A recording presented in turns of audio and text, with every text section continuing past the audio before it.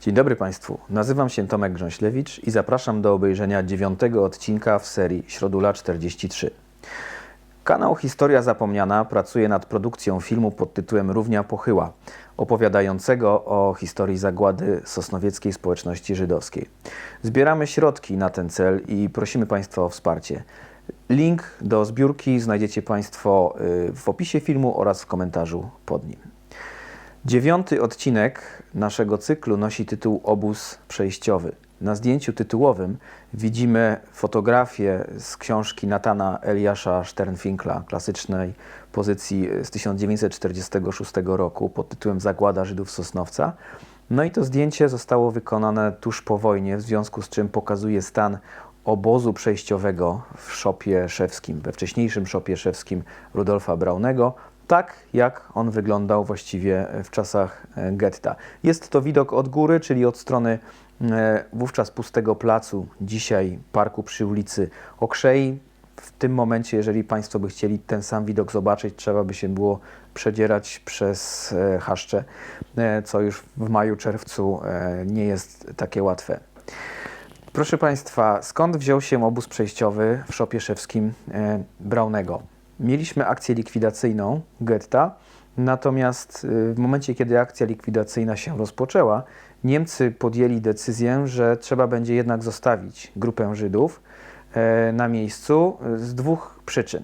Po pierwsze, część z nich będzie kontynuować pracę, którą trzeba skończyć w Szopie Szewskim Braunego, czyli jakieś tam partie obuwia, które były produkowane, po prostu trzeba będzie to zakończyć. Po drugie, i było to większe przedsięwzięcie zdecydowanie, chodziło o ludzi, którzy będą mogli to getto posprzątać. Po akcji likwidacyjnej, która była bardzo brutalna, pozostało kilkaset ciał na terenie getta. Było również mienie powysiedlonych, zarówno w mieszkaniach, w bunkrach, w schowkach, jak i po prostu na ulicach. Więc Żydzi, którzy zostali w tym obozie przejściowym, właśnie mieli się tym zająć, sprzątaniem getta. I taka też była rola Abrahama Krakowskiego, autora jednej z ciekawszych relacji na ten temat. On się ukrywał w bunkrze i 4 września po prostu zakradł się do obozu, nie widząc już sensu i możliwości dalszego ukrywania się w bunkrze. No i właśnie w ten sposób trafił do Szopu Braunego. Opisuje, że właśnie część Żydów pracowała nadal u Braunego na miejscu w Szopie, a część, w tym on, pracowała na potrzeby tak zwanego Stadtverwaltung, czyli codziennie rano chodzili na teren getta i je sprzątali. Komentuje Krakowski, że większość ludzi wolała być w Stadtverwaltung, a nie siedzieć w obozie pod nadzorem Niemców. Było to uważane za bardziej niebezpieczne. Jego grupa sprzątająca liczyła około 25 osób. Mówi, że takich grup było około 10. Natomiast liczba obozowców się powiększała stopniowo, to znaczy ludzie, którzy tak jak on nie widzieli już sensu w dalszym ukrywaniu się w bunkrze, po prostu starali się przekradać do obozu, dostrzegając w tym jedyną szansę na dalsze przetrwanie. Abraham Krakowski opisuje też szczegółowo funkcjonowanie tego obozu. Mówi w swojej relacji, że była tam kuchnia i ambulatorium. Ludzie przebywający w obozie nosili cywilne ubrania.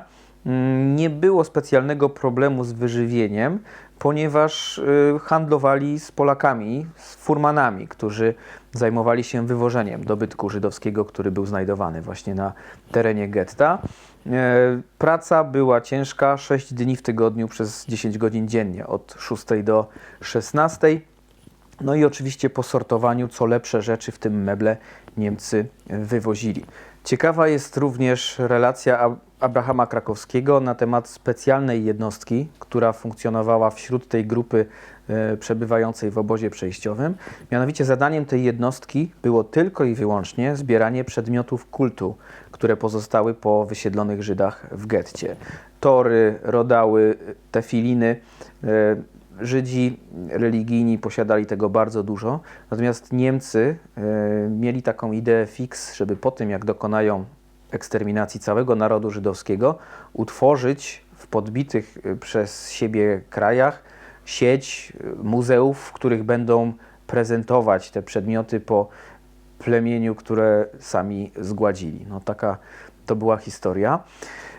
Proszę Państwa, wracając do obozu przejściowego, do szopu Brownego, wspomnieliśmy, że część Żydów nadal zajmowała się tymi pracami szewskimi i taki los spotkał m.in. Władka Szpigelmana, którego do pracy w tym obozie przejściowym, po tym jak zostali wyciągnięci przez Niemców z bunkru, wciągnęli kuzyni, którzy pracowali w milicji żydowskiej i właśnie Władek trafił do szopu Brownego. Na jednym z rysunków w Mausie widzimy ten moment, kiedy trafia do szopu Brownego, zostaje przyuczony do zawodu, ktoś mu pokazuje, w jaki sposób się zeluje niemieckie buty. W ten sposób Władek zdobył umiejętność, która później w Auschwitz miała mu ocalić życie. No ale to już zapraszam do lektury Mausa, jeżeli ktoś chce poznać dokładniej tę historię.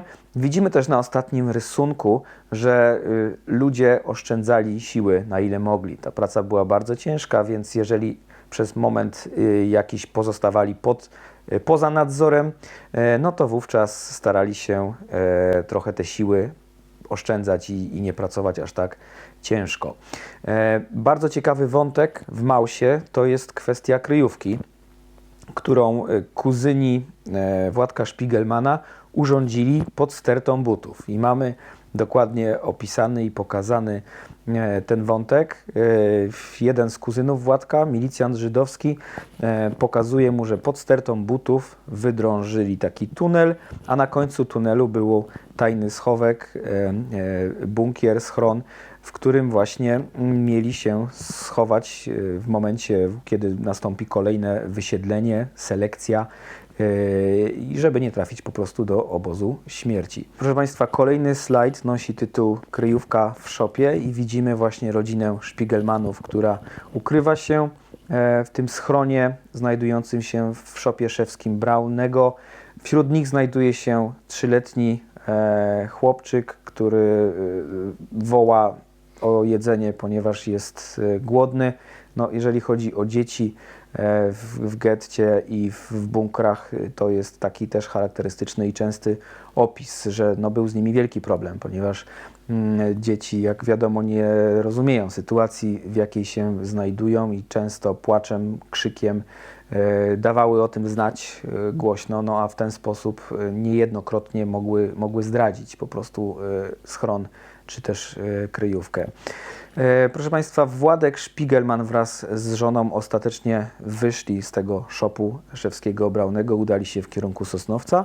Podobna historia to relacja Idy Leslau, która w podobny sposób również wyszła z szopu Brownego. Zresztą Ida Leslau zaznacza w tej relacji, że sam Rudolf Braune doradził jej rodzinie, żeby szukali jakiejś drogi ratunku, ponieważ lada chwila już nawet te resztki, te kilka grup Żydów, które jeszcze zostały w obozie przejściowym, również zostaną wysiedlone do Auschwitz. Także oni nawiązali kontakt z rodziną chrześcijańską po tak zwanej aryjskiej stronie i wyszli z obozu Brownego. Po raz kolejny widzimy, że jeżeli ktoś z Żydów decydował się na opuszczenie getta, na wyjście, no to najczęściej ci ludzie, którzy mieli dokąd iść, czyli mieli jakichś znajomych po drugiej stronie miasta.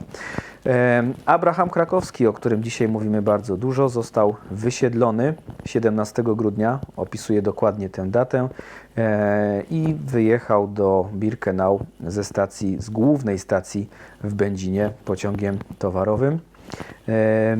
Natomiast jeżeli chodzi o Rudolfa Braunego jeszcze, no to mamy relację Heleny Żmigród, z której wynika, że kilku ludzi udało mu się uratować. Oczywiście nie robił tego w sposób bezinteresowny. Zależało mu na tym, żeby praca w jego szopie trwała jak najdłużej, więc w ten sposób starał się chronić swoich pracowników i Helena Żmigród kwituje tutaj na końcu, że ostatnia grupa ludzi została wysiedlona w styczniu 1944 roku, a w tej grupie znajdował się dr Leon Gelberger, który wspomina dokładnie ten dzień, 13 stycznia 1944 roku. Ostatecznie został zlikwidowany ten obóz przejściowy w szopie Braunego. Wysłano go do Oświęcimia wraz z rodziną, gdzie jego żona i córeczka zginęły. Proszę Państwa, na koniec jeszcze kilka zdjęć Szopu Braunego. Tutaj mamy zdjęcie powojenne z lat 60. Takiego widoku Państwo nie zobaczą, ponieważ ten fragment, który widzimy na pierwszym planie, jest dzisiaj zupełnie zarośnięty drzewami i krzakami. I jeszcze dwa zdjęcia już wykonane w tym roku, w 2023. Ujęcie od strony parku przy ulicy Okrzei oraz na sam koniec ujęcie Szopu Braunego od strony ulicy Piotrkowskiej. Szop Braunego, miejsce o wielkim znaczeniu historycznym, nie jest w żaden sposób upamiętnione, nie widnieje na nim żadna tablica. Sam budynek z roku na rok jest w coraz gorszym stanie i właściwie ta zabudowa zanika. Warto byłoby, żeby w jakiś sposób jednak go zachować dla potomności. To wszystko na dzisiaj. Dziękuję serdecznie i zapraszam do obejrzenia już wkrótce 10. odcinka, ostatniego, kończącego serię, a także zachęcam Państwa do wzięcia udziału w zbiórce na rzecz realizacji filmu Równia Pochyła. Dziękuję.